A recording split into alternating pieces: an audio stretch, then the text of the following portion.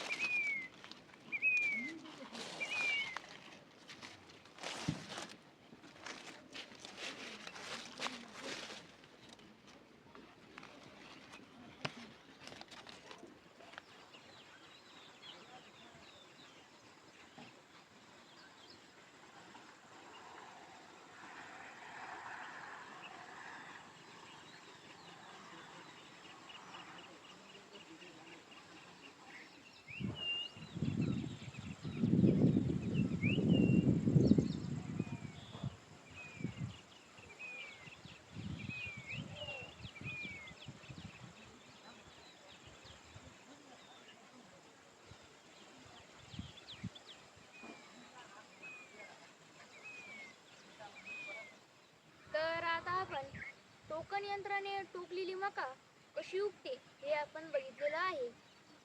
तुम्हाला जर अजून टोकन यंत्राविषयी माहिती बघायची असेल तर खाली डिस्क्रिप्शनमध्ये लिंक दिलेली आहे।